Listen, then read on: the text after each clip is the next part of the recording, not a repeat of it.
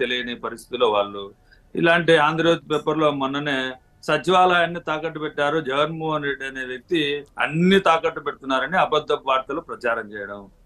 ప్రభుత్వం దాని మీద గెజిట్ విడుదల చేసింది. అయ్యా ఇదంతా తప్పుడు వార్తలు, ఏదైతే ఆంధ్రజ్యోతి పేపర్ ఈనాడు పేపర్ మీద కేసులు వేయడం జరుగుతుంది. అంటే తప్పుడు వార్తలను ప్రచారం చేయడం, అది ఏ 100లో 1 2 నమ్మితే చాలనుకొని బ్రతికే ప్రపంచంలో టీడీపీ జనసేన పార్టీలు ఉన్నాయి. ప్రభుత్వం మీద బురద జల్లే కార్యక్రమం తప్ప వేరేది లేదు. గతంలో కావల్లో ఒక బస్సు డ్రైవర్ ను కొట్టారు వైసీపీ గుండాలు, మదం ఎక్కి కొవ్వెక్కి అని పవన్ కళ్యాణ్ గారు, నారా లోకేష్ గారు, చంద్రబాబు నాయుడు గారు ట్వీట్ చేశారు.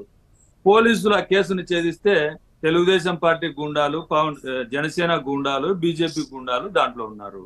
అదే అయిపోతే షర్మిలమ్మ గారి మీద, సునీతమ్మ గారి మీద దాంట్లో అన్ని పార్టీలకు సంబంధించిన 3 అన్నదమ్ములు ఉన్నారు. బ్రహ్మనాయుడు గారు వైఎస్ఆర్ కాంగ్రెస్ పార్టీ వాళ్ళు లేరు కదా, ఈ ప్రచారాన్ని చేసిన ట్వీట్ చేసిన టీడీపీ వాళ్ళు, జనసేన వాళ్ళు తప్పు అని చెప్పాలి కదా. 3 రాజకీయ పార్టీలు యాక్టివ్ గా ఉంటారు, యాక్టివ్ గా ఉంటూ రాజకీయ పార్టీలను అడ్డం పెట్టుకుని దందాలు చేస్తారు. నేనేమంటానంటే మనం యాక్టివ్గా ఉన్నాం, మనం మాట్లాడేటప్పుడు అధ్యక్షులుగా ఉన్నాం, పార్టీ అధ్యక్షులుగా ఉన్నాం. మనం తప్పులు మాట్లాడుతున్నామా, ఒప్పులు మాట్లాడుతున్నామా తెలుసుకొని మాట్లాడాలా, లేకుంటే సమాచారం తీసుకొని మాట్లాడాలి కదా. తీసుకోకుండా ఇలా ఆంధ్రజ్యోతి పేపర్లో, ఈనాడు పేపర్లో వచ్చిన వార్తలను ట్వీట్ చేస్తుంటే వాళ్ళే నవ్వులు పాలవుతా ఉన్నారు. అలాగే షర్మిలమ్మ గారి మీద, సునీతమ్మ గారి మీద వైఎస్ఆర్ కాంగ్రెస్ పార్టీ వాళ్ళు వ్యక్తిత్వ హననం చేస్తున్నారని ఒక ఇది ఫేస్బుక్ లో, సోషల్ మీడియాలో ట్వీట్ చేశారు.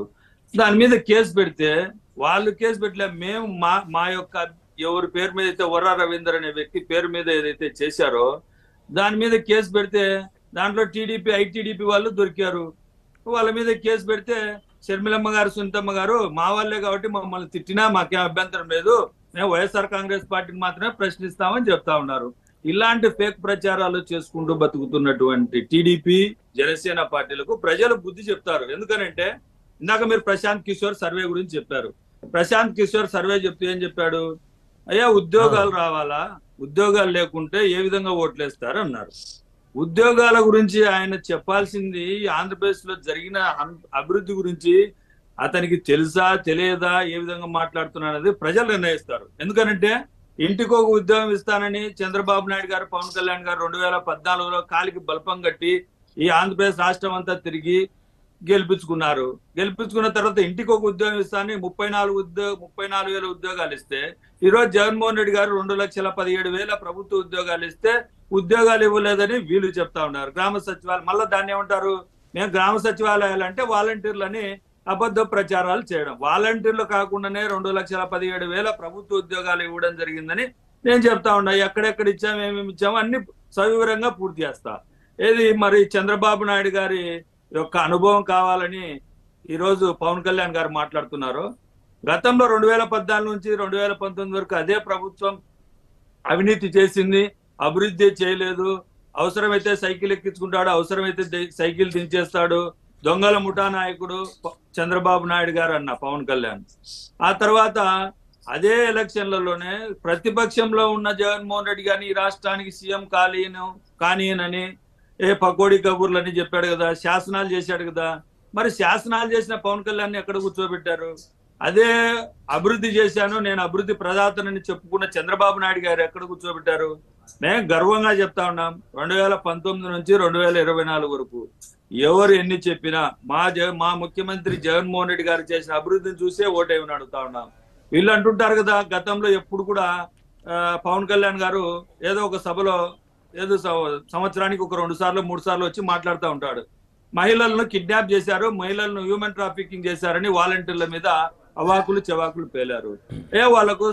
వాళ్లకు ఏదైతే పవన్ కళ్యాణ్ గారికి ఇలాంటి ఇలాంటి పెద్ద పెద్ద వాళ్ళంతా ఉంటారు కదా, వీళ్ళందరూ ఏ ఊర్లో ఎంతమందిని హ్యూమన్ ట్రాఫికింగ్ చేశారో దాని మీద ఒక కేసు పెడితే సరిపోతుంది కదా, ప్రభుత్వం మీదనే. లేకుంటే ఎవరు చేశారు, ఏ వాలంటీర్ చేశారని వివరంగా వీళ్ళ సోషల్ మీడియా ఉంది కదా, దాని ద్వారా చెప్తే ప్రభుత్వానికి చెడ్డ పేరు వస్తుంది కదా. అలా కాకుండా బురద చల్లడం, వెళ్ళిపోవడం. మళ్ళీ వాళ్ళు ప్రశ్నిస్తే లేదు వాలంటీర్లకు 5,000 కాదు 10,000 ఇవ్వాలనుకుంటున్నా అని మళ్ళీ మాట మార్చడం. ఇలాంటి తప్పుడు మాటలను, తప్పుడు వార్తలనే ప్రసారం చేసుకుంటూ దాని మీదనే బతుకుతున్నటువంటి జనసేన, టీడీపీ పార్టీలకు బుద్ధి చెప్పే రోజులు దగ్గరలో ఉన్నాయి. ప్రశాంత్ కిషోర్ ఒక సర్వే ఏదో చేశాడని చెప్తా ఉన్నాడు. ఏది 40 సీట్లతోనా? ప్రశాంత్ కిషోర్ 40 ఒక స్థానాలతోనా? పార్టీ పెట్టుకున్నాడు. ఉండండి జన సునక్క ఏదో ఒక పార్టీ పెట్టుకున్నాడు బీహార్ లో. ఆ బీహార్ లో ఆయన పార్టీకి ఎన్ని ఓట్లు వస్తాయి, ఎన్ని సీట్లు వస్తాయి చెప్పుకోమని చెప్పు. లేకుంటే ఆయనతో ఎవరు డబ్బులు ఇచ్చి మాట్లాడిస్తున్నారో ప్రజలు నిర్ణయిస్తారు. ప్రశాంత్ కిషోర్ ఓట్లు వేయాల్సిన అవసరం లేదు, లేకుంటే ఇంకొకరు ఓట్లేసే పరిస్థితి కాదు. ప్రశాంత్ కిషోర్ వల్లే వైఎస్ఆర్ కాంగ్రెస్ పార్టీ అధికారంలోకి వచ్చింది అనేది చాలా తప్పు. ఇది ఎందుకు ఖండిస్తున్నానంటే, సలహాలు ఇస్తారు, మనకు అవసరమైతే సలహాలు తీసుకుంటాం, అవసరం లేకుంటే తీసుకోము. సలహాలు తీసుకున్నామా తీసుకోలేదా, ఆ తర్వాత ఎక్కడికి పోయాడు ప్రశాంత్ కిషోర్?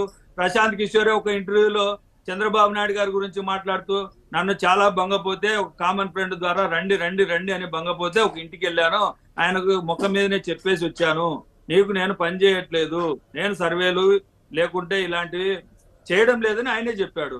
ఆయనకి ఎవరో వార్తలు ఇచ్చినారా, ఇంకెవరు ఇచ్చారా అనేది ప్రశాంత్ కిషోర్ చెప్తే అద్భుతాలు జరిగేటట్టుగా ఉంటే కాంగ్రెస్ పార్టీ ఆయన ప్రధానమంత్రులు మార్చొచ్చు కదా. ఇలా